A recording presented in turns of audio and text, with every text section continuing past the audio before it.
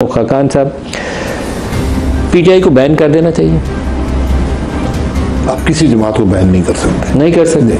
सियासी जमात का फैसला मुल्क के अवाम करते हैं। ये बहुत सी कोशिशें हुई है माजी में, आप हमने भी देखी है ज़िंदगी में, और हमेशा नाकाम हुई और हमेशा नुकसान मुल्क का हुआ है। ये और एक सियासी हुकूमत ये कहे कि हम दूसरों को बैन करेंगे, ये तो शिकस्त का इतराफ़ होता है कि हम बैलेट बॉक्स में मुकाबला नहीं कर सकते, हम अब ये हरकतें करेंगे।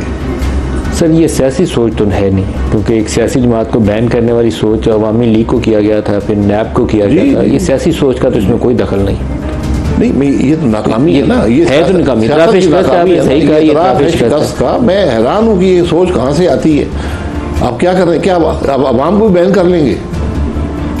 जो आप पार्टी को बैन करेंगे, जो उस पार्टी के सपोर्टर हैं वो आपको वोट देंगे।